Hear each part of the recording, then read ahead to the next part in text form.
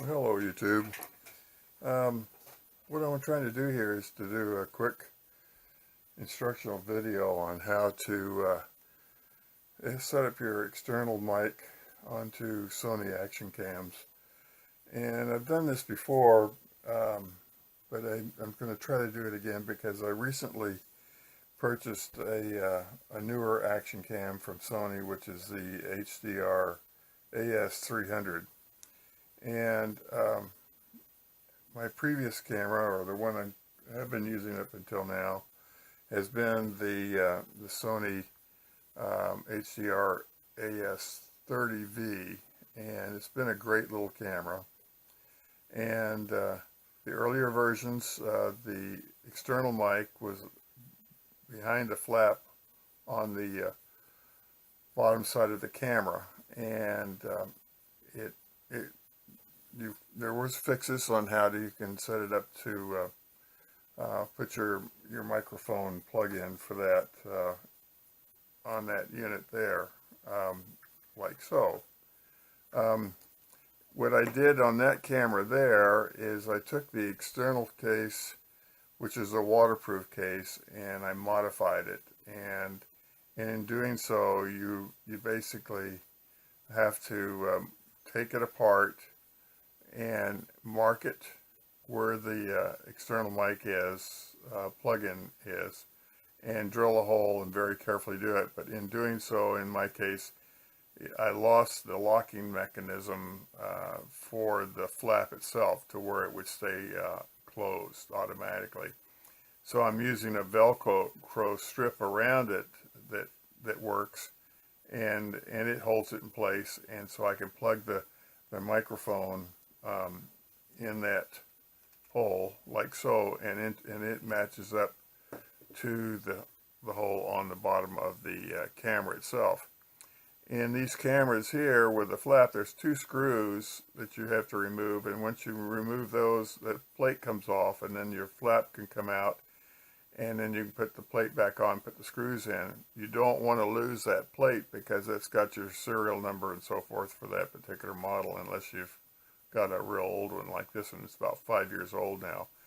Works really well, still does good. The digital optimization works really good, so I have had no real troubles with that, although I've tried to get better resolution out of the unit itself by going 1080i 60 frames per minute. Most of the time I've been using 1080i with 30 frames per second. In this particular case, I was able to come up with my own design for the mounting for my helmet. And of course, this is the Sony Quick Connect mount that matches up with what's on the helmet. But instead of using the Velcro to the side of the case, which some guys put Velcro on there and put it on there because they want it tight and they don't want all that other stuff on there, and their location of their helmet is different. But what I did was went to the hardware store and got a piece of sheet metal, I guess, or steel metal is what it is, and it's pretty stiff. And I just cut the length and what I needed and did a bend in it and matched it up to where I could mount the holes for the mounting itself, and then for the bottom of the case of the camera. And then what I did then was to get a knurled knob, which is a 1/4 inch by 20 inch 20 thread, which is your standard thread mount for a tripod or a selfie stick or whatever. And I just put it on there and put a fender washer on it as well. And the fender washer keeps the knob from moving out and getting loose itself, and so pretty stable. So as you look at it, it's the distance between the helmet and the camera itself is pretty minimal. It's tight to your helmet. It works out really well. I can plug the microphone into the bottom of the case like so, and I can do my video logs or so forth. And if I don't get too talky on anything, then you can hear the motorcycle itself, and it works out real well. So I was able to take that same idea and use this particular mount and apply it to the ASR 300 case itself. Obviously, it's got a square face to the lens protector and so forth, but on the AS300, the change, I don't know what model it made the change, but they moved the microphone plug-in to the back of the unit, and on the unit itself it comes set up with this little flap door, and so that when that door is closed and so forth, you can utilize this camera just like it is outdoors. I forgot, I think it's like maybe 10 or 20 feet or 30 feet of water you can be under without any problem. Maybe a little further than that. I wouldn't trust it myself, but that's neither here or there. So I was going to always use the protective case that they make. This is the only case that they make for the AS300 as far as style is concerned. On the AS20 and AS30, they had several case options in this direction, but this is the waterproof case that takes it on down to like 180 feet or so. Anyway, so since they moved the plug into the back for the external mic, there was a couple of options that YouTube people like to show up on what they've done, like I'm trying to do. One was to remove the door, and there is several videos on that, on how to do it. It's very simple to do, and I won't get into all on that, but basically you have to take your SD card out the bottom here. There's a screw here. You take that off, and then you take the battery door open, and you take the battery out, and there's two screws there, and you have to take it apart. And some people aren't comfortable in doing that, others are. I didn't have a problem doing it.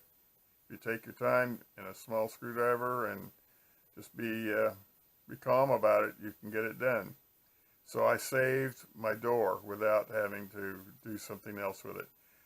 There's been a couple of showings where they've drilled a hole for the mic, and that mic would just go in there through the door and right into the hole, but then you'd have the hole left there, and I didn't really care for that option itself.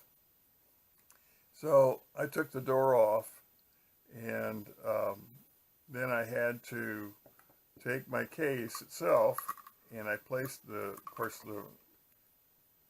camera in there, and I marked the center of the plug-in, and I hope we can see that okay. I've got this set up a little differently, but I marked the hole there, and I just started out with a small hole, drill at about 1/8 inch, and then on up, and worked it on up to where it matched out the plug for my camera, for my microphone.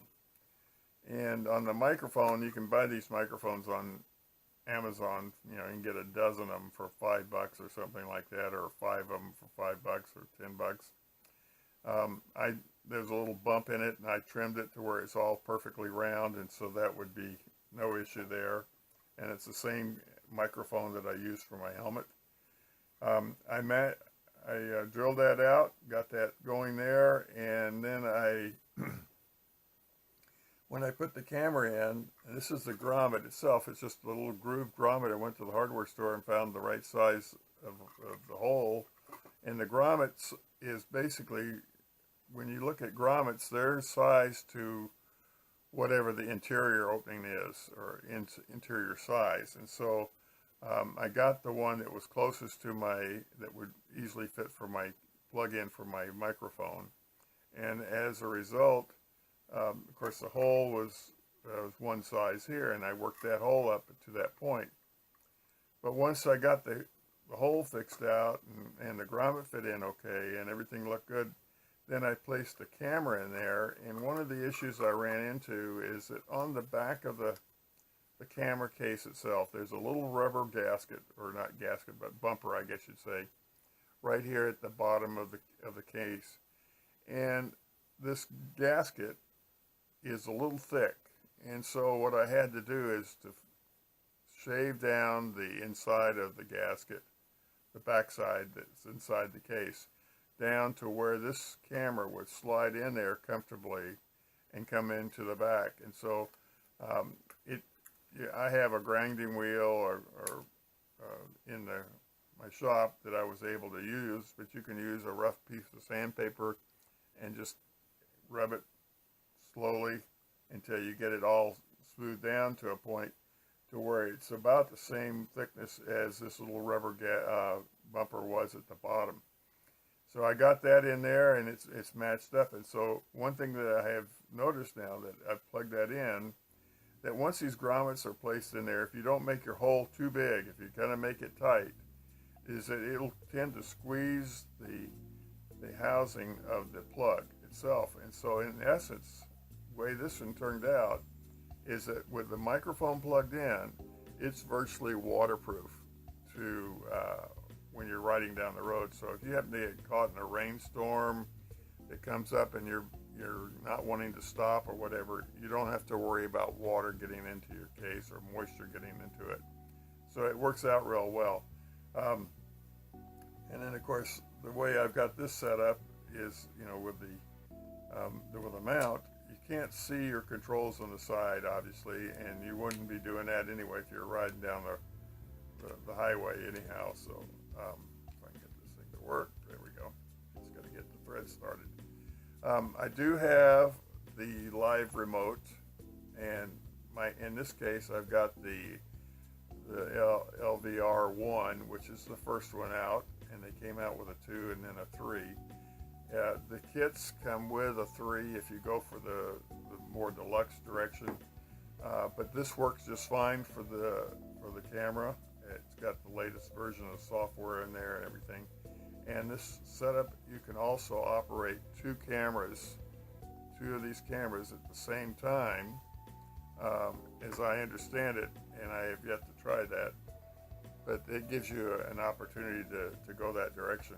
And of course, the one thing I really like about Sony is that they use their standard MPBX1 battery, and that's just, you know, I've got several, you know, Wasabi Power batteries that have worked out real well for that. So anyway, great little camera. I'm anxious to use this. It's got the optical as well as digital stabilization, whereas the earlier versions were just digital stabilization.